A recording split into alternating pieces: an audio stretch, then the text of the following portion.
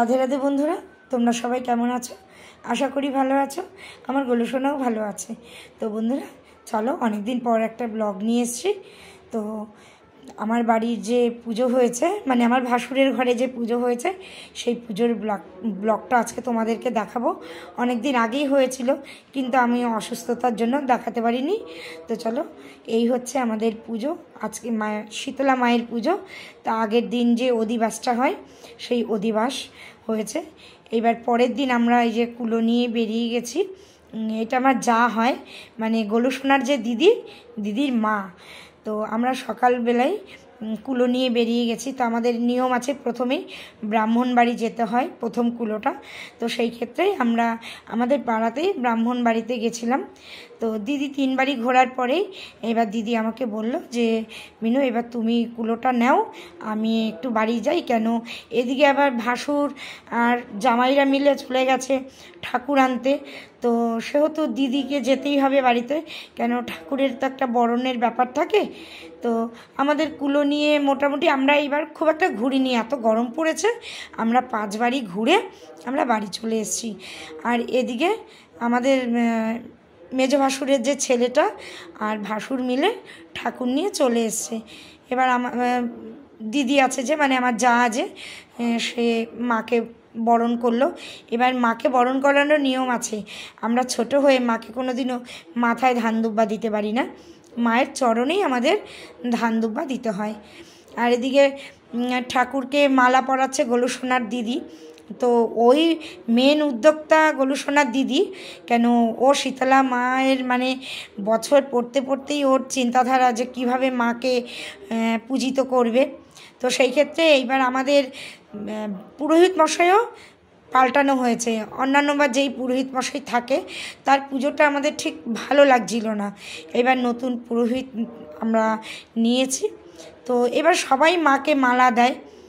তো গোলুসোনা দিদি তো প্রথমে মালা পরিয়ে দিয়েছে। এবার আমাদের যে পুরোহিত মশাই আছেন, তিনি এক এক করে মালা পরিয়ে দিচ্ছেন। আর এদিকে আমরা ঘরে ফল বানাচ্ছি, কেননা উনি যখন এসেই গেছেন, মাকে রেডি করছেন, তারপরে তো পুজোয় বসে যাবে। তো আমরা ঘরে ফল টল বানিয়ে এবার আমরা আসছি। এদিকে পুরোহিত বসে গেছে। তো এবার গোলুসোনা দিদি তো মালা গাচ্ছে। তো এরপরে আবার পুরোহিত মশাই আরতি শুরু করবেন। বন্ধুরা চলো, আমরা এবার আরতিটা দেখে নিই। গোলুসোনা দিদি মালা গাঁথতে থাকুক।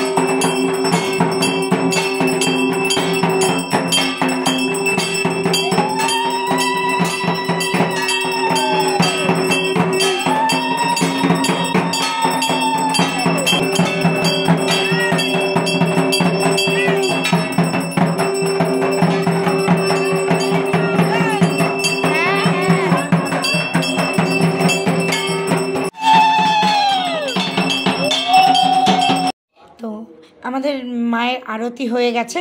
এবার হোমযজ্ঞের জন্য প্রস্তুতি নিচ্ছে। তো বন্ধুরা দেখো, কত সুন্দর করে বালির উপরে আবির দিয়ে আমাদের পুরোহিত মশাই আলপনা এঁকেছে। আমার দেখে খুব ভালো লেগেছে। আর আরেকটা জিনিস যেটা তোমাদের বলবো, এবার আমাদের হোমযজ্ঞে 5 কেজি বেলকাঠ লেগেছে আর 2 কেজি ঘি লেগেছে। এবার আমাদের হোমটা একটু বড় হয়েছে। আর সত্যি কথা কি বলবো, সবই মায়ের লীলা। আর এইবার যে আমাদের হোমযজ্ঞটা হয়েছে না, সেই হোমের যে অগ্নিটা, সে মার ওপর ছাড়িয়ে গেছে, মানে ছাদ ছুঁয়ে গেছে প্রায়। যে আমাদের আপনারা দেখতেই পাবেন, এই যে আমাদের হোম করার জন্য বেলকাঠ দিয়ে সাজানো হচ্ছে। তো চলো বন্ধুরা, আমরা এবার মায়ের যজ্ঞটা দেখে নিই। অগ্নিদেবায় নমস্তে ওম শীতলিত্তং জগৎ মাতা। তো বন্ধুরা, এই যে যজ্ঞটা হচ্ছে, এই যজ্ঞেরও তো একটা নিয়ম আছে।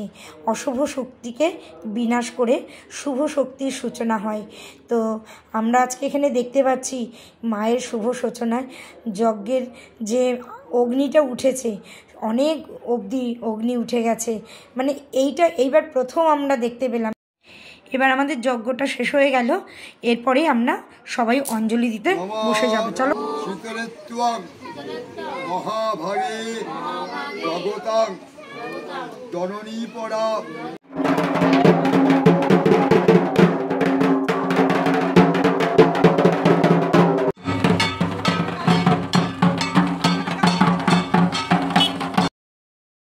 তো বন্ধুরা, আমাদের অঞ্জলি শেষ হয়ে যাওয়ার পরে মন্দিরের চারিপাশে 7 বাগ ঘুরে এবার আমরা যাচ্ছি আমাদের ক্লাবের পুকুরে কুলো ভাসাতে।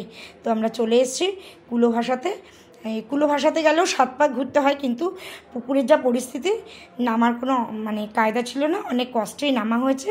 তো বন্ধুরা, আমাদের মায়ের পুজো আপনাদের কেমন লাগলো অবশ্যই আপনারা লাইক কমেন্ট করে জানাবেন। একটা লাইক করে দেবেন আর কমেন্টে জানাবেন। আপনারা সুস্থ থাকবেন, ভালো থাকবেন, মা আপনাদের সবাইকে ভালো রাখুক।